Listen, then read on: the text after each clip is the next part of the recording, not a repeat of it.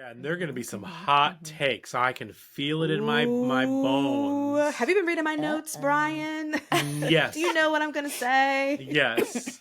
Interesting. Hello. Do you want to play a game?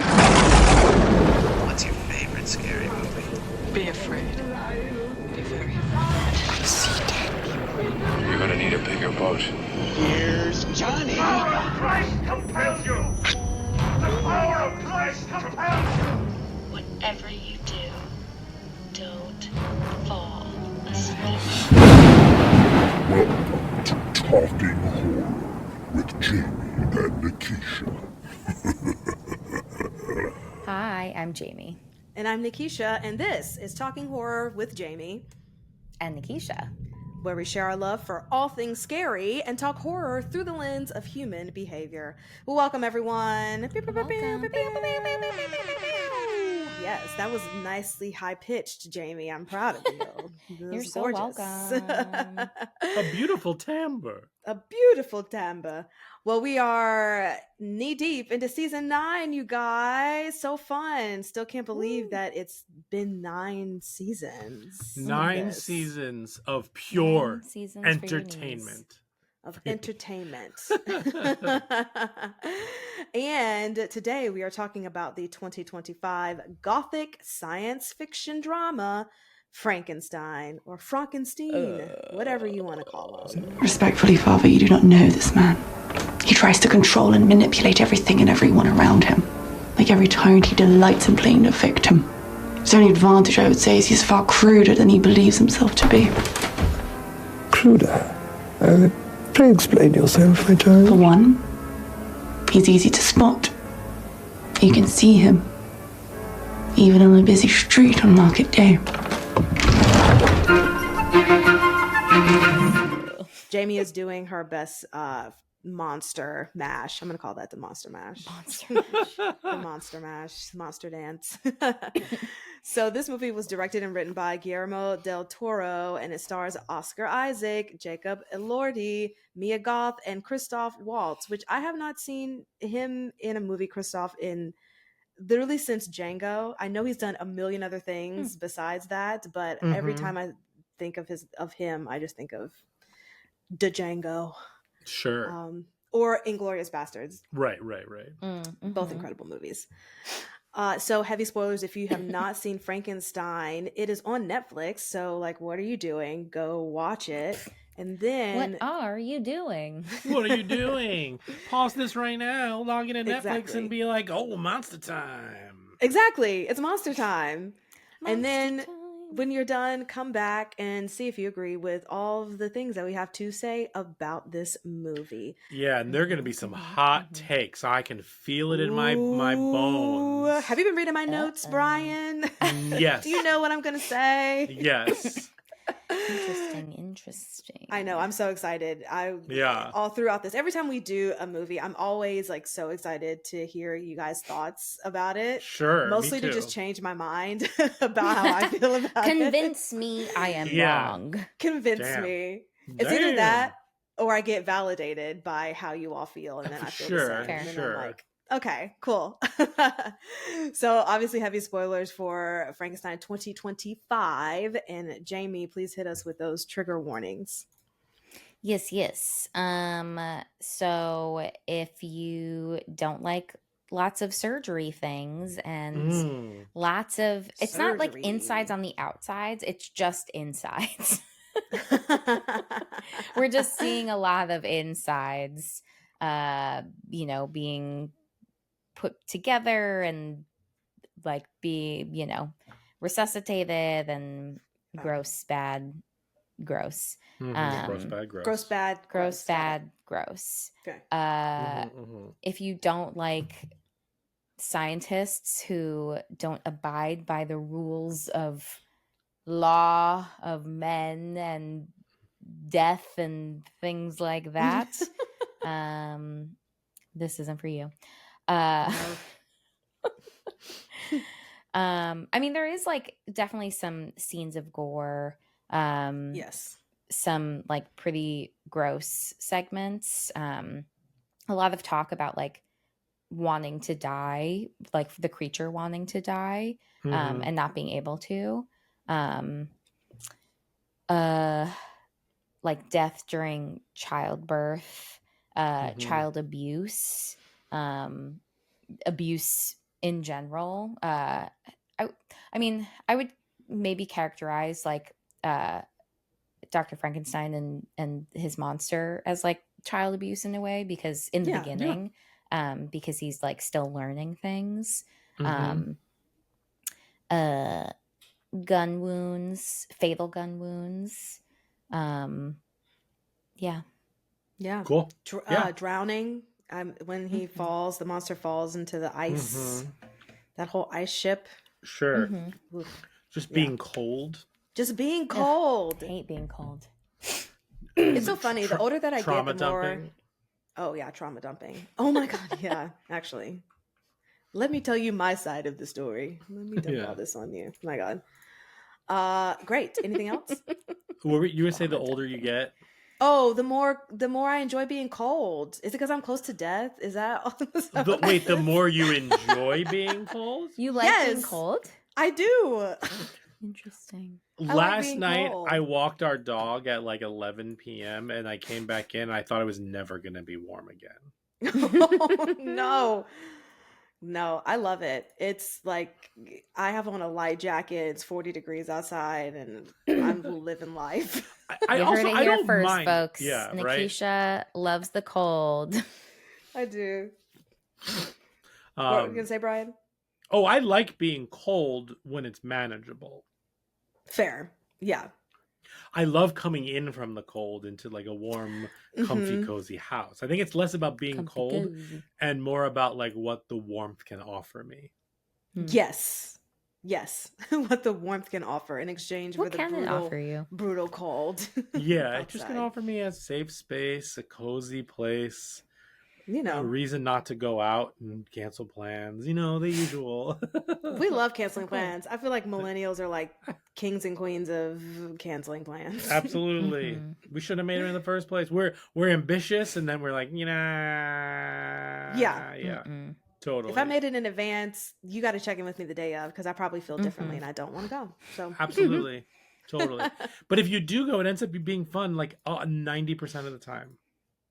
Yes, true. Exactly. Or you have FOMO if you don't go, and you're like, well, you can't. It's fine. Right, exactly.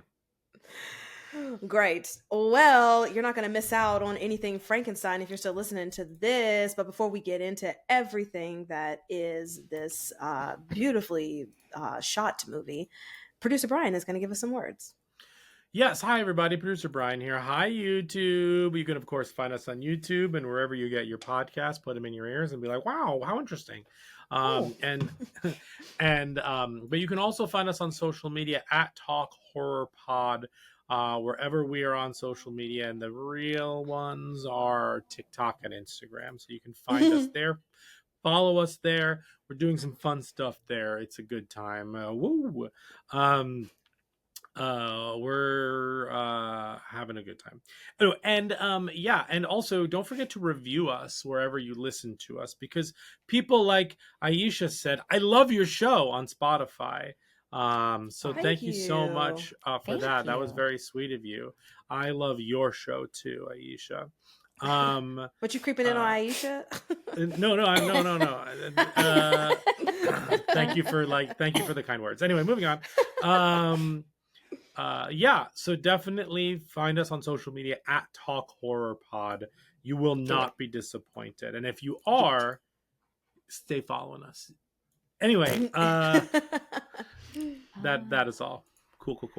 Great. Cool. Well, have you guys watched anything new? I know Brian is on this. I'm gonna watch 11,000,000 movies before the year is out. Yes. So what have you watched? I'm on a tear, baby. Okay, the horror movies that I watched, and I don't remember if we talked about them or not on the last episode, so I will say them again. I watched a movie from this year called The Bayou. Oh, never heard of it. The Bayou is about people who crash land in a bayou and are attacked by chemically altered gators. It was good, actually. Okay. Then I watched Fear Below. Fear Below is a shark movie set in Australia in the 1940s. So that was a period piece shark attack movie. Um, these Irish gangsters accidentally drive their gold into a river, and they hired this diving team to get it out. So they're using like diving bell equipment and stuff like that to go into the water. And there's a rogue bull shark in there, and it's actually quite good. So Fear Below, those are both on Hulu. So okay. definitely check those out. Jamie and I. Oh, before we get to the one Jamie and I watched, I watched The Woman in the Yard. How was that? It's a slow burn. It's actually deeply sad. I don't think it's as bad as people were saying it was earlier this year. Okay. It was streaming somewhere, I forget. So I watched it and I enjoyed it. It's not the best, it's not the worst. The acting is good. It's your typical, grief depression allegory. But not bad. Truly not bad. Then I watched not a horror movie, but I watched The Kiss of the Spider Woman. Oh God, Jennifer Lopez with Jennifer Lopez. Yeah, it was fine. Okay. I mean, I don't know. Yeah. Yeah, it was fine. All right. But Jamie and I watched what might be the worst movie I've ever seen. Oh no. We watched Hell House LLC Lineage, the new one. The new one was bad? Mm-hmm. It was. I wish it was bad. It was an abomination of a film. Oh no. Yeah, it wasn't good. Okay. No, it was really bad. It wasn't scary. It was the narrative was awful. The twists and turns and surprises made no fucking sense unless you knew the other 4 movies like so deeply embedded into your like psyche. It's just like, and they use the same trick over and over, the same like scare trick over and over again, and then it ended up being like a weird clown slasher as opposed to it was awful. Like truly easily the worst horror movie I saw this year, and I saw some real stinkers. And the worst one in the chain? By far. Oh, yeah. Mm-hmm. All right. By far. I would rank The Chain from best to worst. Best is the original. I would say 2 and 4. So Hell House LLC, the Abaddon Hotel is number 2. Abaddon. The Carmichael Manor is the 4th one. I would say those are interchangeable for 2 and 3. Then the 3rd one, Lake of Fire, and then this one. Okay. Yeah. Oh God, that's so disappointing. I know, but especially because Carmichael Manor was like, oh, they're stepping up, and so I was like, okay. And then this one was like, oh, we lost the thread. It's also not found footage. Yeah. No. Yeah. What are we doing here? Why are we veering? What are we? Book of Shadows, Blair Witch 2? Right. No, I think this is. I mean, it's worse. Like they're referencing people that like were throwaway characters from like the first movie that like didn't exist. Like it's like weird. Yeah, it was bad. No, Book of Shadows, Blair Witch 2 is significantly better than this movie. Oh my God. Okay. Anyway, so yeah, Noted. that's what we watched. I also watched I saw The Running Man in theaters. That was fine. Okay. Did you run Man? I ran there. I slept through it because I was so tired from running there, Oh, got it. Yeah. I also watched Locked. Okay.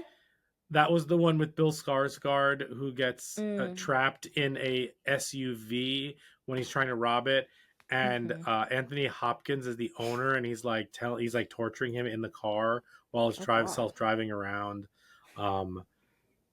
It's actually quite good. Like if you like shit where like people are stuck in a room, you know what I mean, like that kind of stuff, like Buried or whatever. Like this was good. Yeah, so that's what I watched. That is hilarious. But I hate that Hell House LLC was not good. That's a sad day. Yeah. Yeah. Oh, well, I got FOMO. Speaking of full circle FOMO, because I missed out on the Halloween H2O episode that you Yes. all did. So Mhm. I went back and watched it to feel included because I had never seen that movie. I'd never seen Mhm. that timeline because, there's like, we all know there's Oh, 80,000 yeah. Halloween Oh, different so timelines. that timeline is The first one, the Halloween, second one, Halloween 2, then H2O, H2O, Resurrection. Resurrection. Yes. Yes. And I'm in the middle of Resurrection, and I would like to have that as our Halloween episode next year, please. Yeah, we can do Resurrection next year. It's so I'm not even done with it, but it's like one of those, like, it's so bad. I'm so entertained though. And plus it's all of the psych ward things. So it'll be, stuff Mhm. that we Oh talk yeah, about we'll on definitely do the podcast. Resurrection next year. But the minute that I played it, I'm like, we must. This has to be the next Yeah, one, and then okay, we'll get deal.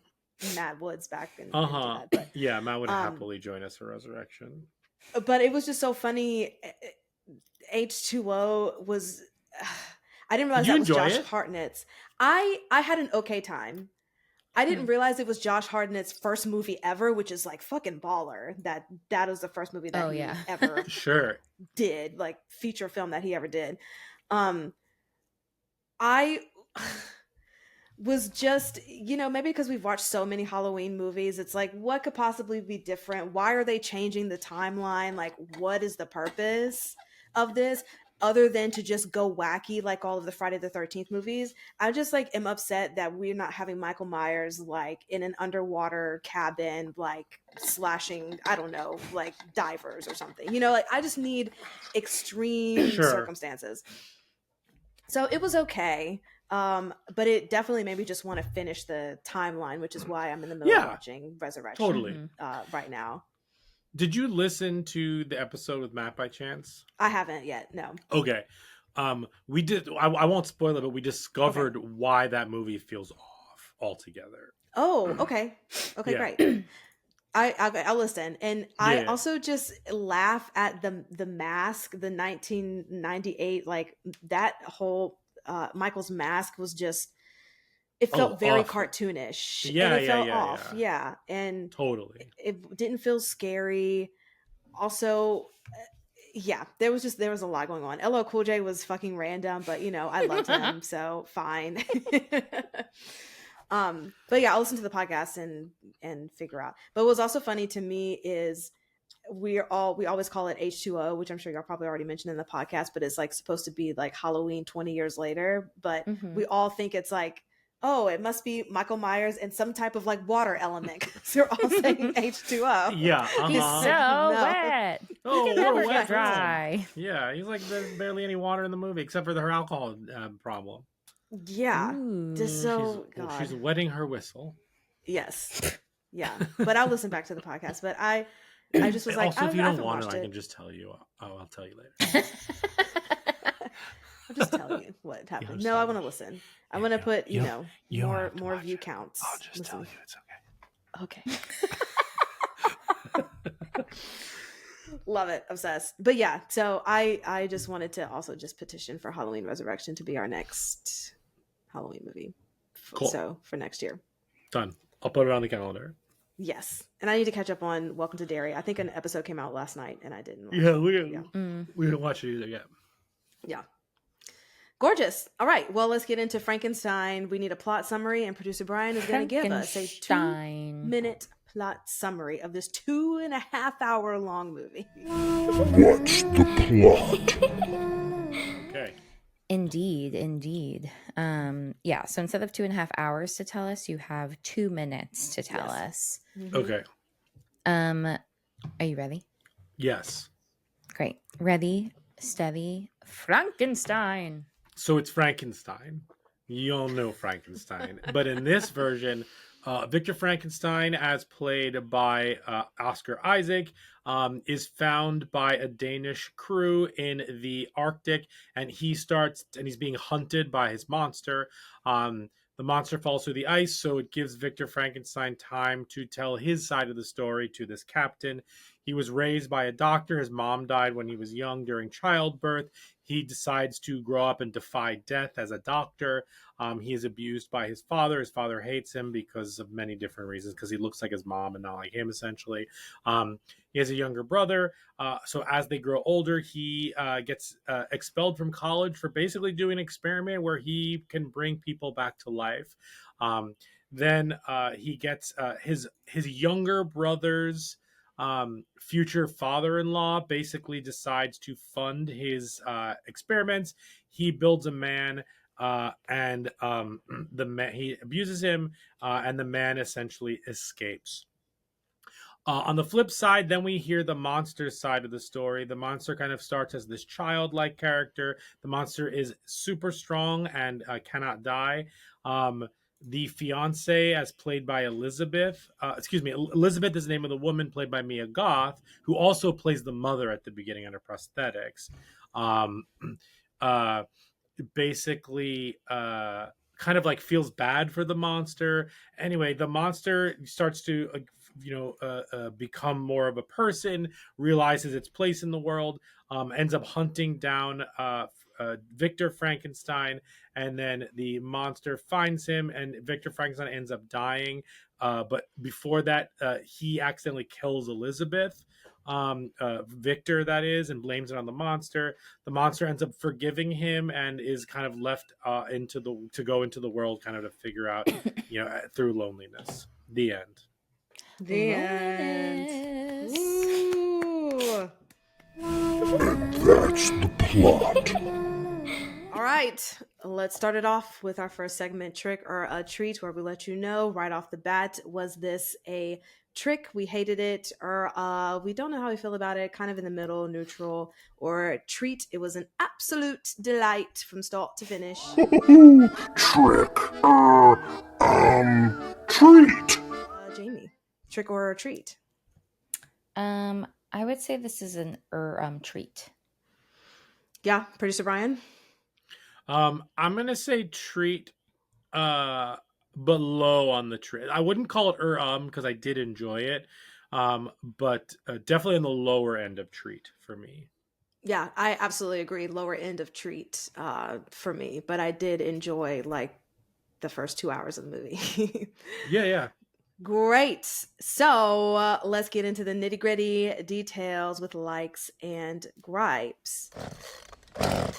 And now our likes and gripes. Jamie, would you like to go first? Sure. Yes. Oh, people outside also would like to go first. Okay. They have some thoughts.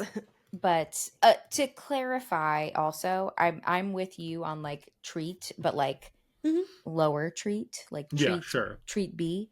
But yeah, Guillermo del Toro knows how to create a super gothic atmospheric world. Like that is his shit. Absolutely. And if there's any other like gothic vibes, I just want, scripts to go directly to him.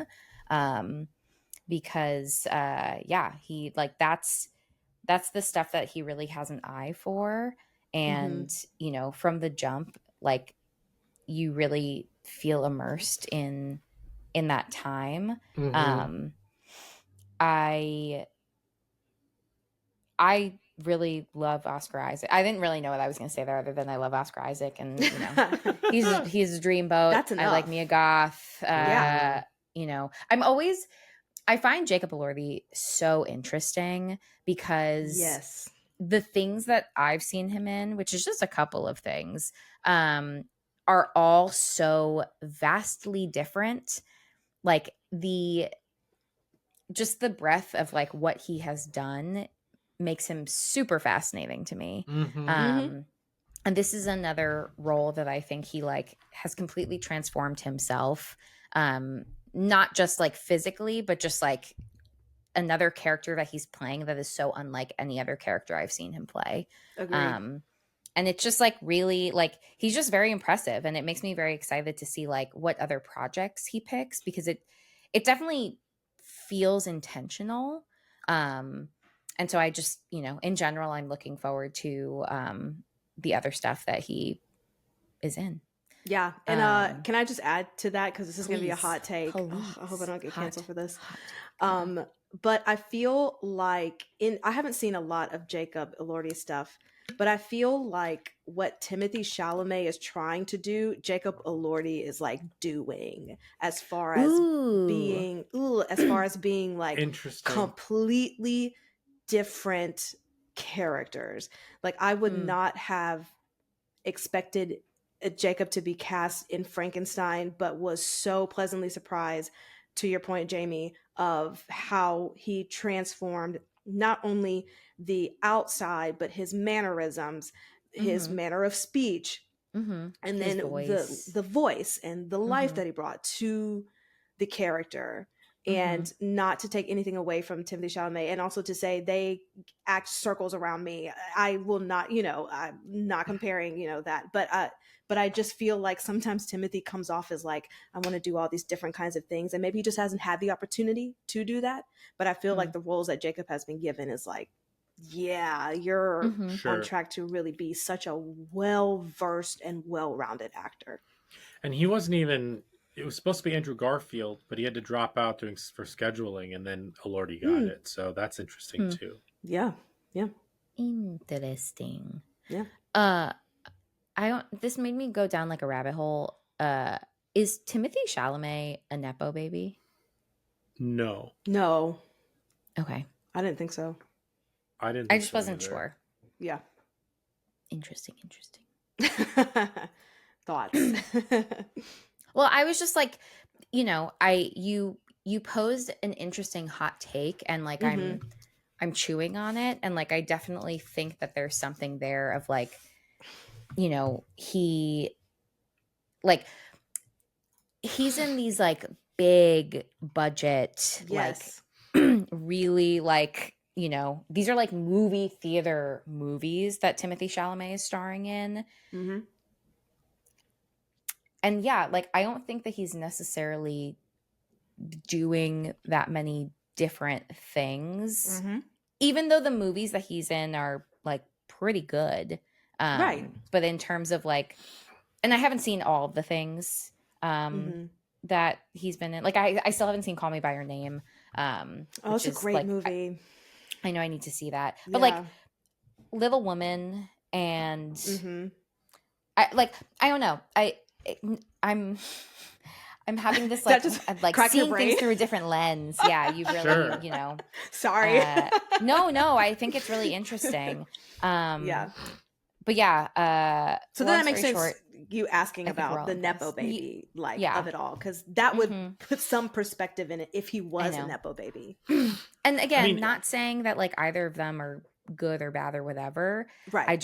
I find it interesting to like, jump into some of these roles in a way that like feels really fast, and it's like I don't know. I feel like I'm talking too much and speculating on like, public figures in a way that I'm like, I should probably stop. They're real people too, and like I don't know Absolutely. Absolutely. And we don't know all the outside circumstances and situations, but just an observation. He's also he's a little bit of a nepo baby. Okay. Did you do some googling? Yeah. Did you do some goo gagging? His uncle was a filmmaker. His mom was a real estate agent for the Cochrane Group. His dad is an editor for UNICEF, and so like, but there's like definite like his mother was also a former Broadway dancer, so there's like, and he grew up in New York, so like he didn't come from nothing, if you will. Yeah. He was exposed. But it's not like his dad is like, it's not like a plot situation. Yeah, exactly. Yeah. But sorry, Jamie, I just took you completely left field. No. It poses a very interesting thing that I'm thinking about now. But I will do more research on my own time. Yeah.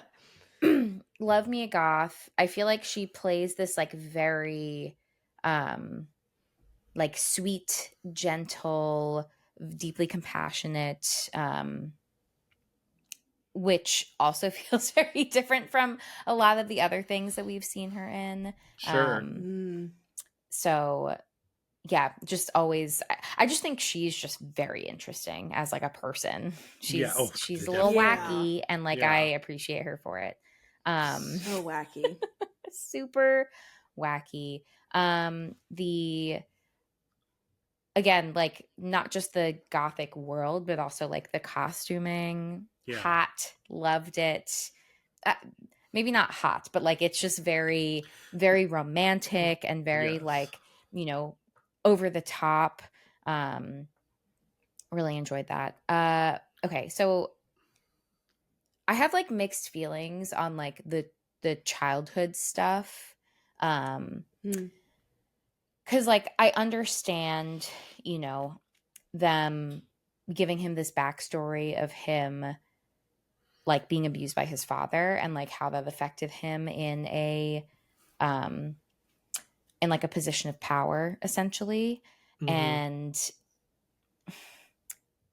but I'm always kind of like, I don't really want to see, you know, child abuse or anything like that. So, Right. and in some ways, I guess, like, do we feel like the movie did a lot more like drawing that out and like exposition-y stuff versus other things that they could have done to like clue in his background. Right. But yeah, so that I have like mixed feelings just because I personally don't like to watch some of those things. Sure. There's parts of the movie that feel really long, but I can't like point to anything specific. I think part of my brain also was very much thinking about I'm going to spoil my suggestion, but I was comparing it a lot in my head to Nosferatu and just thinking a lot about like, you know, what are these like contemporary like rehashings of, you know, these older stories that we've seen time and time again, like what are they trying to say? And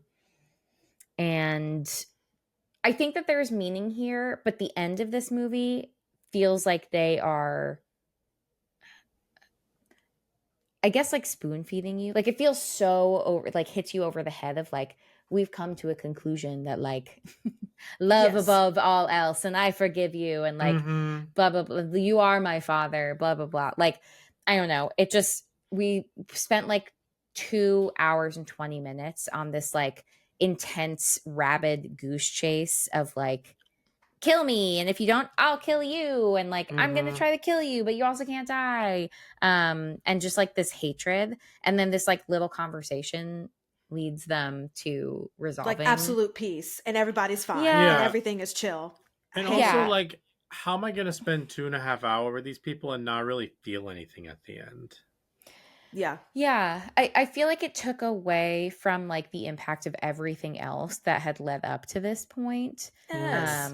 By being like, ooh, how can we like tie this off with like a really nice bow? And they're like, they resolve their problems, no conflicts anymore. And I'm like, okay. And this is coming from me who like does not like movies to end badly, but Sure. I wish that like, I wish that there was more to that as opposed to, I don't know, some of the parts that just felt like we didn't need to have all of this stuff and like these conversations with his brother and like I don't know, it just like felt unnecessary when like the point was like the relationship dynamic, and then it felt like they rushed the ending because they were like, oh right, like we have to finish this. Yeah, every time this movie had the opportunity to make these characters interesting and complex, it doesn't. Like Jacob Elordi is fantastic in this movie, like truly great. But it doesn't still feel like a complicated character, like not like how he's portraying it, but like, and I think a lot of that comes from the like hitting everything over the head type of stuff. Like, here is the theme, here is the plot. I don't know. I definitely felt like this movie takes the easy way out in some places, and I don't know. Guillermo del Toro, is all wanted.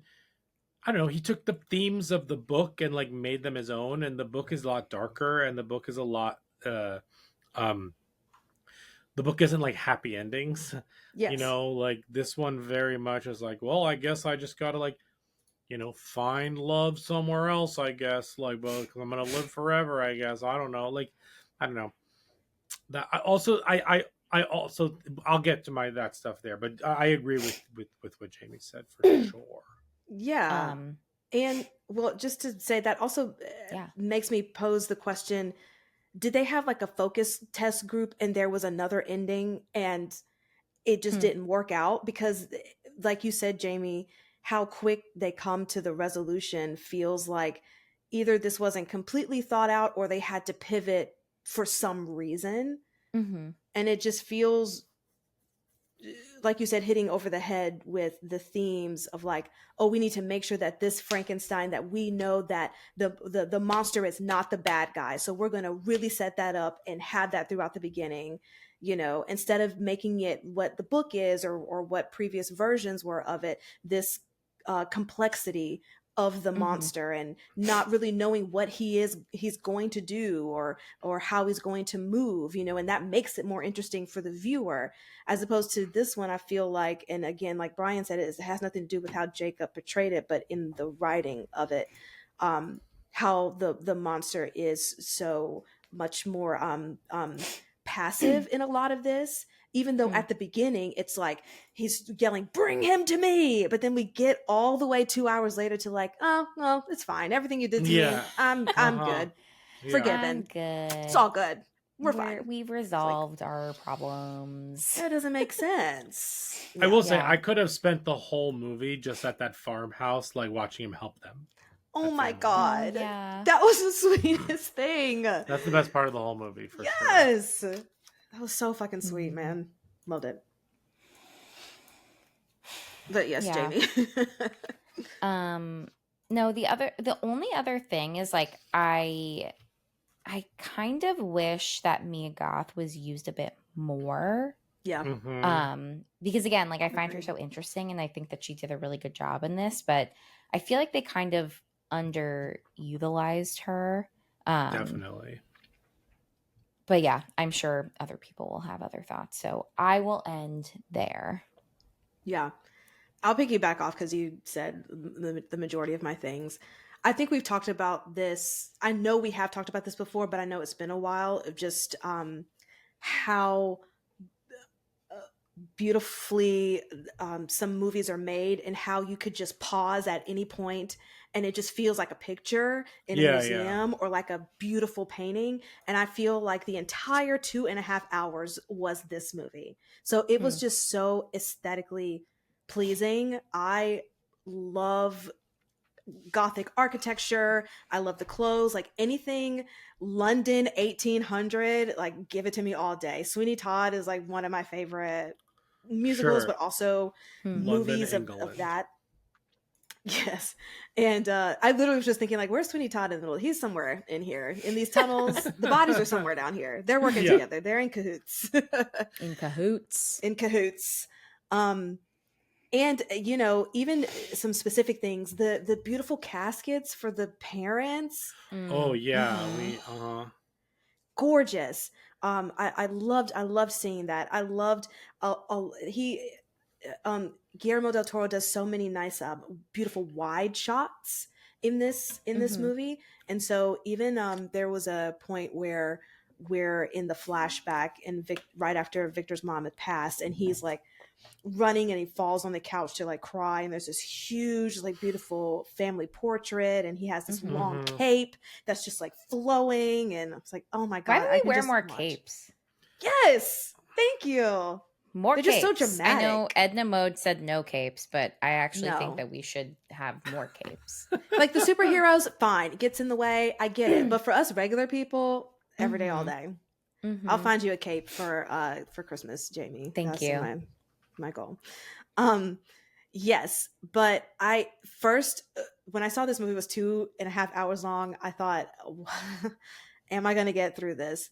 But the minute that you turn it on, it's so captivating. And Yeah, it's a I know captivating movie. Totally. it is the whole way through. Because I know a lot of us talk about how we need like to pause for a second, go do something, or maybe even the next day we'll finish the rest of the movie. I sat the entire time, the entire 2.5 hours, Yeah. and watched this movie. And I started it at like 11:30 at night.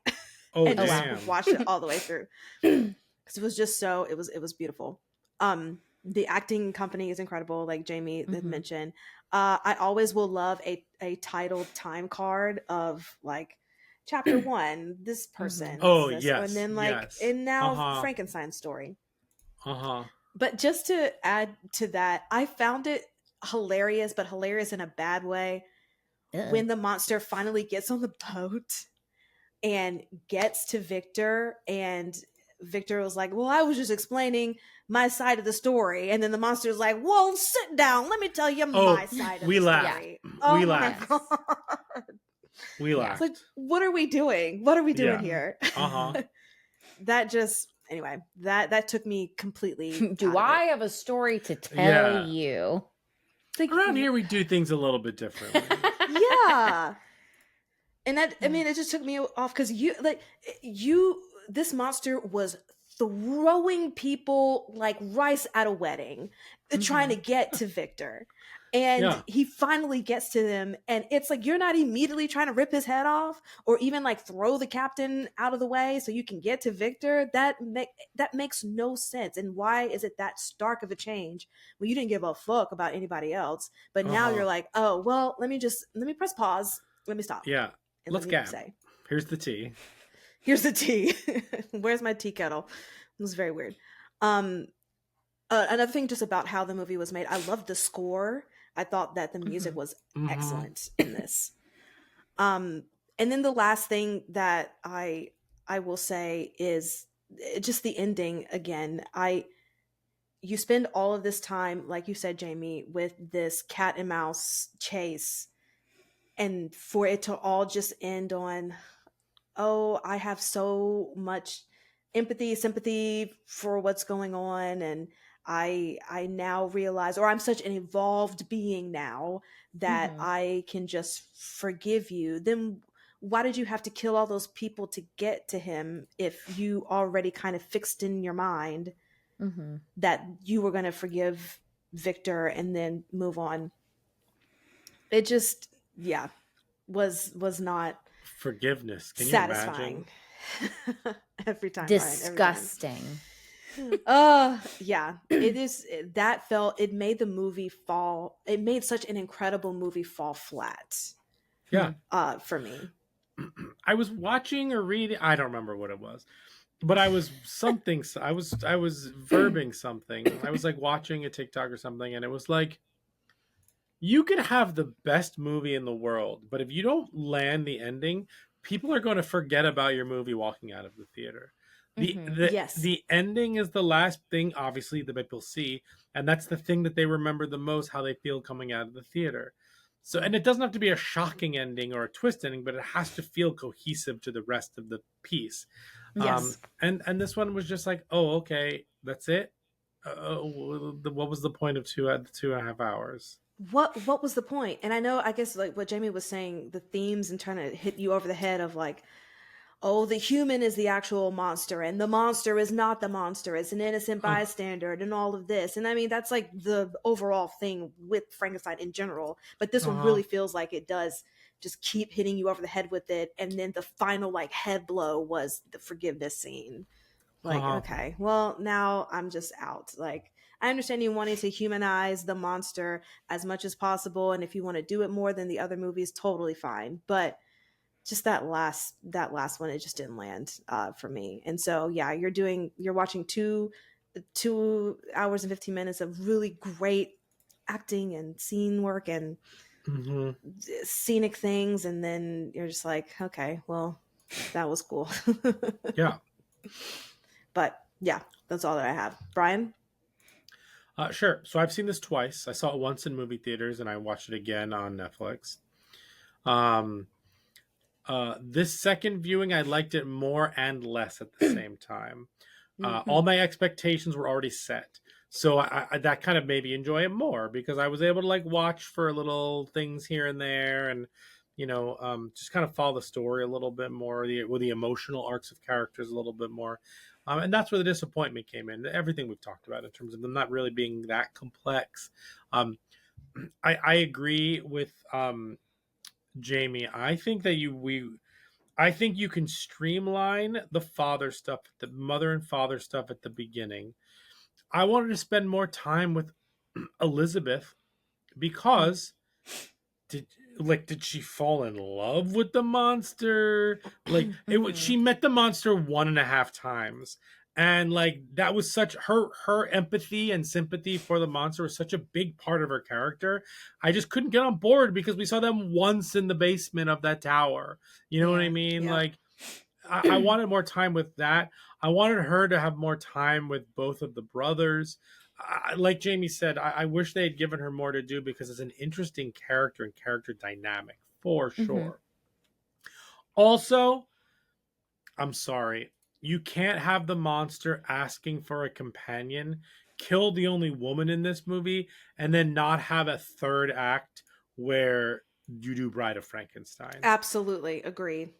Like I totally understand that the idea is that he wanted a companion because the one person he felt connected to was killed by Victor. And by Victor saying no, his father is again denying him any sort of like love or any sort of companionship or touch or whatever, however you define that. And by him denying that, he has learned what loss is and needs to go through the world like forever trying to get over it. I get what Guillermo del Toro is trying to do, but also I want the Bride of Frankenstein. You know what I mean? Like, oh, The Bride is the other one coming out this year. Right. The Bride, the Maggie Gyllenhaal film. Oh, yes. But yeah, I was expecting like a third part where it was like her story, and it's like, you know what I mean, just like her waking up, and yeah, I don't know, for whatever reason, not necessary, but I was like, oh, this is where this movie's going, and then it kind of like was and not. It didn't. Yeah. Yeah. Again, I like all the small details, like he drinks milk the whole time. You know what I mean? Like the milk his mom gave him, like but that's also a really interesting way to show who he is via props and not fucking tell us. You know what I mean? So I appreciated that. But like Nikisha said, this thing was engaging. I was totally locked in for both times for the 2.5 hours, but something just doesn't feels missing, and quite frankly, that's the way I felt about Guillermo del Toro movies for a while.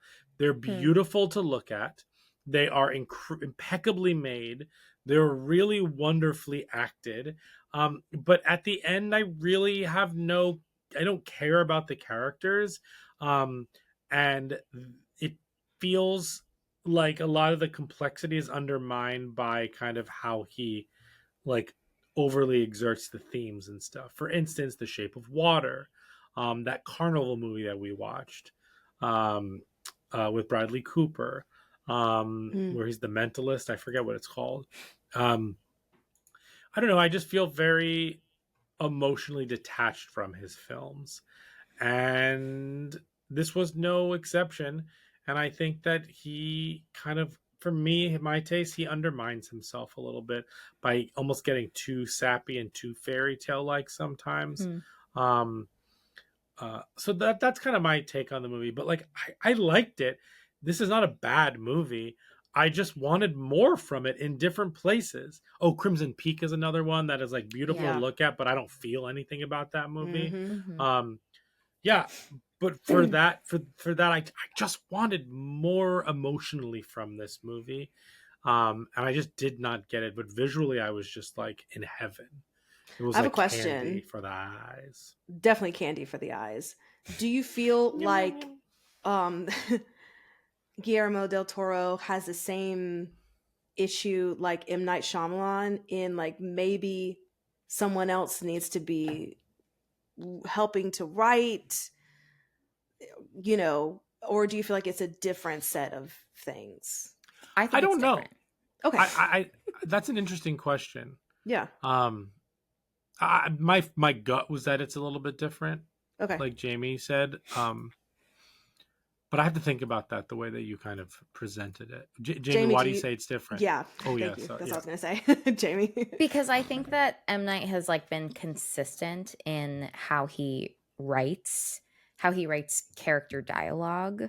Like none of that has changed. I think that his ideas are good, but like everything about his execution is usually not great.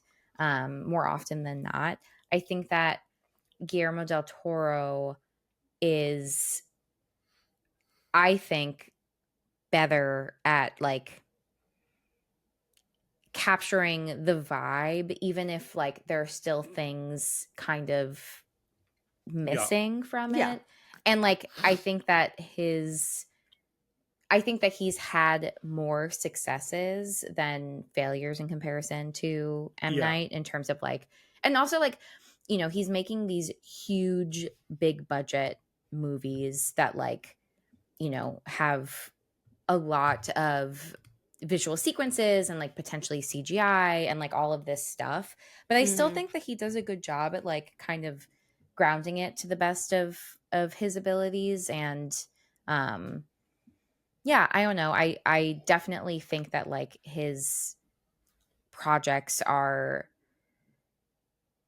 a little bit more grounded. Like M. Night's problem is that like humans don't behave in the way that he's having them behave. So even if the idea is really interesting and you're like, oh, I can't wait to like see how he does this, then you have a bunch of like robot people in this in this plot that's really fascinating, but like it immediately kind of undermines everything that he's trying to get across. Whereas like, you know, maybe there are some things that like, you know, his movies are a little long, but like I don't think that they're comparable like at all. Yeah. Like that's Hellboy, fair. Pan's Labyrinth, The Shape of Water, you know, if you like fucking His fish. Pinocchio was incredible. Yeah. And like Nightmare Alley was like okay. Like it wasn't like terrible. No, not at all. Yeah. I'm looking at his filmography as well. Nothing on here is bad. There's not a bad movie on here. Yeah. There's some I like less and don't emotionally get connected to. Yeah. But like even Nightmare Alley, we had fun watching that movie. Yeah. Again, I think that even if it's not like the strongest consistently, I think he still like keeps you in that world. Whereas M. Night, I feel like it doesn't matter how good the idea is because like he's getting in his own way. I agree. I think that keyword, what you said, was grounded, and Guillermo del Toro's movies seem absolutely more grounded than. Yeah. Even though they're all like fantasy, you know, it's like it doesn't even matter because like he's doing a better job at immersing you into his narratives and his stories and his worlds. It's like we're on the beach and everyone's getting old. I'm so old. I still will never watch that movie. I can't no. We'll do old for this podcast. Oh God. We're doing old. That's fine. Every week now is just old. That tracks. Well, we have our M. Night Shyamalan-a-thon anyway, so we gotta like finish the We gotta keep going. We gotta keep going. Yeah. All good. Any lasting thoughts of likes and gripes on this movie before we move on? I don't think so. Yeah. Yeah, I can't think of anything. It's just so pretty.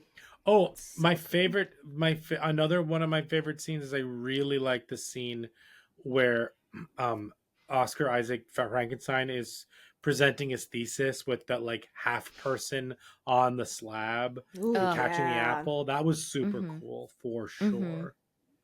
And you know, Jamie was talking about something with like CGI and stuff, and even the CGI that was in this movie still felt a part of it. It didn't take me out of it. In that scene, I'm sure some of it was probably practical, but whatever Yeah, additions they yeah. added for CGI, it still was like so fun to watch. Yeah, the only bad CGI was the statue dreams, but that was also on purpose because it's the dream. Like I was okay with that. Yeah, exactly. Yeah, and even the wolves and the sheep that were attacking. Oh, it's the like, wolves! I forgot. They're not Yeah. great, but not awful. Yeah. Right, but not awful. No, Yeah. no. Cool. All right, should we move on? Let's do Moving it. on. All right, let's get into some brains. Nom, nom, nom, nom, nom, nom. Num, num, num, num, num, num, num.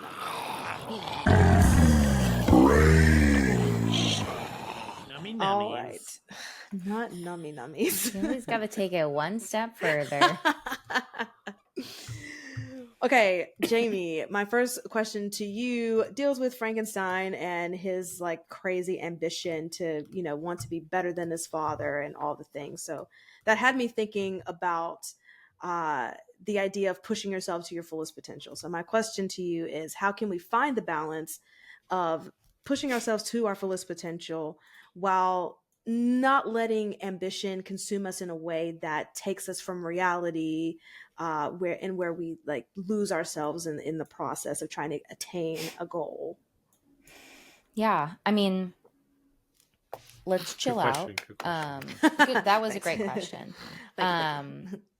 But let's chill out. I like that. Number one, let's chill out. No, but I think this is something that I talk about a lot because like it relates to perfectionism and expectation setting. Yeah. And like goal setting too, that we can strive for great things, but I think like in terms of how we get there, it has to be like rooted in something that we can actually accomplish.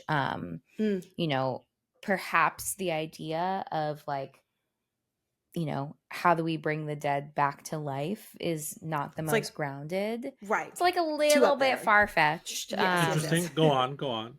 I mean, he does it, I guess, but like, yeah, at what costs, like, I think that like striking some kind of balance where not only are your goals like more realistic and achievable, but like there's more to you than just like this one thing that's driving you. Like you have like your identity is intersectional and like you are not solely identified by like this one thing. So again, maybe not the case for Dr. Frankenstein, but like, for others, perhaps it's different. But yeah, I think like, recognizing symptoms of burnout so that we're not like pushing ourselves to the brink, recognizing that like productivity, like when everyone's like talking about like, oh, I need to be productive, yada yada, rest is also productive. Like you need to be able to recoup that energy so that you can like keep working towards the things you want to. So I would say like all of those things I think are important to consider when like you don't want to lose yourself to like something that you're incredibly passionate about. Yeah, absolutely. And like you said, rest is essential. There's an Instagram account that I follow called the Nap Ministry that is it's fantastic, but it is truly all about the motto is rest is resistance, and making sure that we are incorporating rest in our everyday lives, like as part of, like you said, the productivity. Resting is also a part of that process. Yeah, definitely. We take naps all the time. Naps are the best. A lot of times they're unintentional. True. Your body was like, we gotta go. Let's shut down now. Yes. Yeah. Great. Well, in keeping with kind of the theme of like goals, it also had me thinking about like trying to achieve certain goals, but then coming to a realization that it's not a realistic goal, or it's not going to happen, or we have to kind of shift or pivot. Because before Victor knew that his monster was alive, it was like, okay, he did all of this and poured all of this work into it, and now it's like, okay, well, it didn't work. What do I do now? How do I move forward? So my question to you is, how can we cope with dreams and goals that we strive so hard for that might not happen, or we realize that we might have to pivot or shift away from those goals and dreams. Yeah, I mean, it could be really hard when we have our mind set to something specific and then we're not able to. Oh, that's not making me sleepy. I think that goals are really important. But yeah, like when we're working really hard for something and we can't achieve it, and I feel like that's like another thing that comes up a lot is something that we learn from early childhood of like, if I put in the work, then I will reap the rewards, right? Like, yes, we learn that like, oh, if you work hard, then you'll like get A's. Like if you work hard, then you'll like win the sports game. I didn't want to specify a sport, so I wanted to keep it general. Understood. Thank you. But that doesn't always work out in real life. We might put a ton of effort into things and then still not achieve them. And it's also really important to like separate that from overly identifying with that. So it's like a lot of times if like you're working really hard towards something and then you don't get it, like let's say I'm going to use an example, totally guessing, but based on your life and your profession. But it's like if you work really hard on like an audition and like, you do callbacks and whatnot, and then you don't get it, like it can be, I imagine, really easy to like internalize like, I failed, like there's something wrong with me. And like you are then identifying this situation as something to say about your person, your character, your identity. And so maybe not for you, but like in general. No, you're giving me a full therapy session right now. I'm here. I'm locked in. And so like that, it's important to kind of like catch those thoughts, because just because we don't achieve the goal that we set out for does not mean that like the effort we put into it was useless or a waste. And we can still be proud of the effort that we put into things, even if we don't end up with the outcomes that we're looking for. And that is one of the hardest lessons to both learn and unlearn what we learned when we were young about how like, that output equates to, reaping the benefits, that these are not equal. And sometimes we have to put a lot of work into things. Sometimes we put a lot of work into things and it still doesn't work out, because it's also like, what do we have control over? We only have control over ourselves and like how we choose to put energy into things. And that doesn't necessarily mean that we can control, how somebody else responds to us, or, a situation entirely outside of our control. Yeah.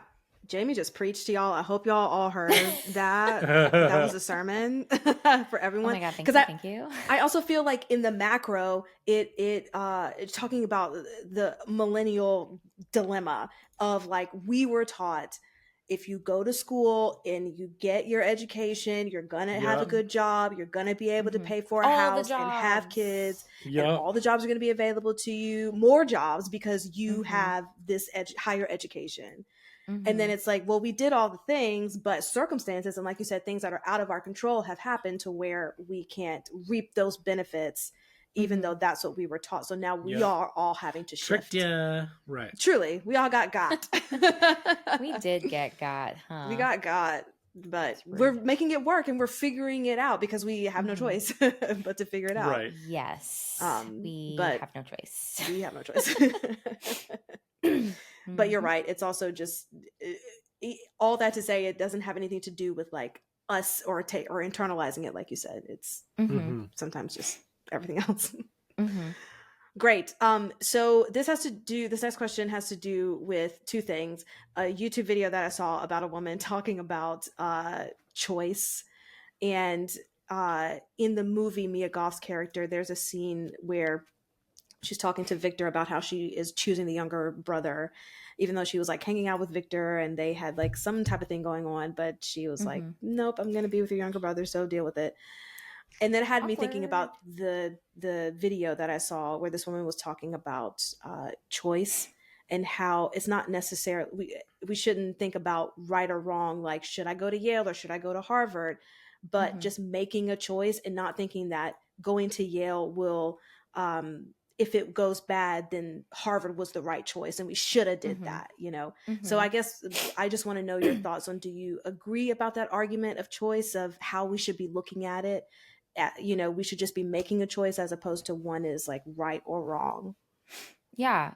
I think that especially for folks who like have anxiety and perfectionism, the dilemma of like analysis paralysis is super overwhelming because you want to. I think I first heard that term from Brian, and I've stolen it fully and like co-opted it as my own. I love that phrase. My pleasure. It's good off the lips, like analysis pink paralysis. Yeah, analysis paralysis. I also love things that like are easy to remember, and so if I could come up with like some quick and dirty thing that I could say to my clients that they will also remember, then that works out even better. Absolutely. Am I a therapist now? But Brian's the therapist. Yes. Yep. Good job. But yeah, like when we are overwhelmed by, deciding what we need to do, I think there's like a couple different things that are at play. There's the idea of like closing a door. We like having our options open to us. And so like when we have to choose, then it's like, oh, I don't have access to that anymore. Right. There's the regret of like, oh, I should have known better. There's I need to do as much research as possible to like know if I'm making the right choice. And you can like Google. I'm actually really guilty of that. I will spend hours online like looking like what's the best this, like what's the best that. And honestly, part of it is very satisfying of just like endlessly doing that. But I'm really just avoiding actually making a choice. I think like recognizing where ultimately we are in any given moment, I would say 99.9% of the time, we are actively trying to make a good choice. We're actively trying to make the best choice for us. We're not trying to like, make terrible choices. And so making that decision is typically going to be based on all of the information you have at your disposal, like in this given moment, because we can't tell the future. And if you're listening and you can, I would love you to give me the winning lottery numbers for like the next couple of years. If you can, let us know. We'll have you on. Yeah, please let us know. But yeah, like we can't tell the future. And so does it make sense for us to then beat ourselves up over something that already happened? Because how could we have known? When it's like, I should have known better. It's like, how? Like, tell me how you should have known better when you made the decision based on all the information you had at that time. Of course, now you made the decision and then things happened as a result of that decision, but you didn't know that any of that was going to happen until you made the decision. Yes. So like that regret only serves to like make us feel worse. It's not changing the outcome. All it's doing is telling us that like we can't trust our gut and like we should have magically had the right inklings or right answers, but like that's impossible. And so I think again, like recognizing where, focusing on the past over things that we can't control end up making us feel more stuck in that as opposed to like moving forward with like, okay, what's next? What do I need to like, evaluate in the future? Yeah, absolutely. I love that. Because the analysis paralysis of it all is so real. Just you get so overwhelmed that you kind of avoid making a decision. But no, I love that. That absolutely makes sense. It's like just make a decision because you can't live out each life to compare the two, right? What is it? Sliding doors? Oh my God. Yes. I've never seen Sliding Doors, but obviously there's a Bob's Burgers episode called Sliding Bob's.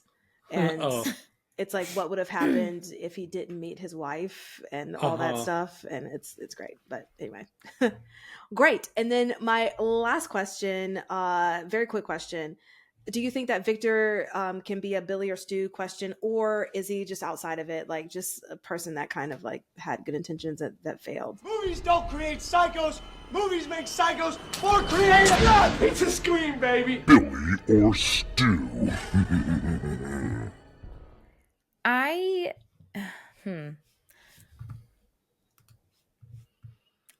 like I need more time to think on this because like he has this idea as a result of like this great loss that he's experienced at this very like pivotal moment of his life and his identity, while also like already experiencing, the trauma of being abused by his father. Like his one support is now gone. And so like I think the fact that he has these like strong emotional ties to his mom and then later to Mia Goth's character and then eventually also to the monster, I think speaks to like not necessarily a Billy or a Stu perhaps. I think that he is definitely like ruthless in his like trying to achieve his goals and not thinking about the consequences, but I don't think that he's doing that in like an entirely impulsive way. So I think that like things start to kind of go downhill after he gets into that argument or like fight kind of with Christoph Waltz. Yeah. And like after he dies, I think he's just like, I need to figure out, I need to like figure this out now. Like, I think it just like kind of increases the sense of urgency for him. Sure. But yeah, I feel like in general, I still want to like think about that. Okay. Yeah, we didn't even talk about Christoph Waltz in the in this whole thing and his whole journey of benefactor and all that. Yeah. But it also, the benefactor. But that also feels like, and maybe not like a throwaway thing, but kind of a throwaway thing in the grand scheme. A little bit. The whole movie. Yeah. But Christoph Waltz is still an incredible actor. He's great. Great. Should we Rotten Tomato in this? Yeah, let's Rotten Tomato in this. It's the Rotten Tomatoes game. What do you think this has on Rotten Tomatoes? Jamie, why don't you go first? 83. Okay. Nikisha? 87. It's an 85. I was going to say 87 originally. But it has a 94 popcorn meter, so the audience is enjoying it a little bit more. The critics' consensus reads, finding the humanity in one of cinema's most iconic monsters, Guillermo del Toro's Frankenstein is a lavish epic that gets its most invigorating volts from Jacob Elordi's standout performance. Yeah. And then the audience says, with his legendary visual touch, Guillermo del Toro resurrects Frankenstein as a modern Prometheus that's gloriously gothic and heartbreaking. Yeah. No one in the audience said that. No. Fine. I don't know. Maybe they did. Cool. What do you think this has on Letterboxd? I'm going to say 4.1. Jamie? Yeah, like 4.3. It has a 3.9. So you were very close in general. Here are the top 3 most popular reviews. At number 3, Victor actually tries to be a father in this version, and he's somehow even worse at it than usual. Yeah. Number 2, Sigmund Freud would have so much fun and would have a lot to say about Victor Frankenstein's relationship to Milk and the love of his life looking at him like his mom. And the love of his life looking just like his mom. For sure. And then the number, I just read this other person. And the number 1 is, men want to give birth so bad it's crazy. That is really good. Oh, that's they want a to great do it one. all. That's yeah. great. That's fine. Go for it. Yeah. Do it. Do it. All right. Let's do the 4 S's. Yes. Skull, scare, shakes, and suggestions. The Talking Horrors 4 S's. They are skulls, scares, shakes, and suggestions. Skulls is how well this movie handles mental health and human behavior. Scares is how scary was it. Shakes, can you shake it off? This is a one and done. And then we'll give our suggestion at the end. Jamie, why don't you give your 4 S's?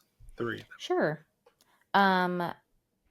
For Skulls, I gave it an 8 because despite the ending kind of annoying me, I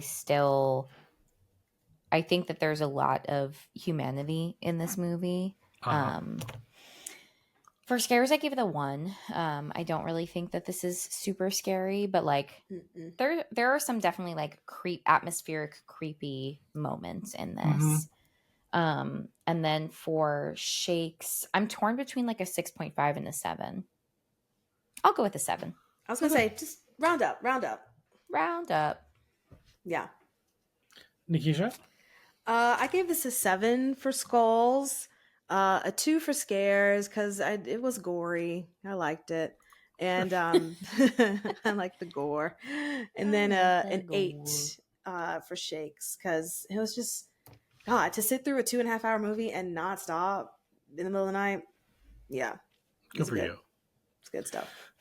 I'm giving it a 7 for Skulls, a 1 for Scares, and a 7 for Shakes. And then my suggestions for movies are Poor Things. Yeah. If you want a good recent Frankenstein riff. I would suggest watching Mary Shelley's Frankenstein. That's from 1994 with Kenneth Branagh and Robert De Niro. And then I have a recent one that's a Frankenstein, derivative of Frankenstein, which is Birth, Rebirth. Okay. So check those out. Jimmy, you want to go next because you talked about one already?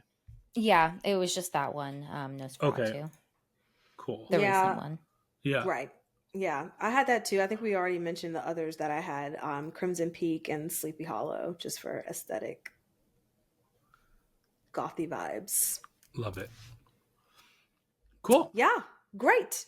Well, that wraps up our episode of 2025 Frankenstein. You can follow us on the socials, Instagram and TikTok at Talk Horror Pod. And producer Brian, where can they hear us? You can hear us wherever you get your podcasts. Perhaps you get them on YouTube. That's cool. Hi, YouTube. Perhaps you get them on Spotify. That's cool. Perhaps you get them on Apple Podcasts. That's also cool. But regardless of where you're finding us, rate and review us there. 5 stars, please. And thank you. I thought Brian was about to say something. I'm like, yep. Do you want to end it? Yeah, I'll end it. Men want to give birth so bad. It's crazy. Yeah. And like Jamie and I said, go forth. Do it. Thanks for listening, guys. Bye. Bye.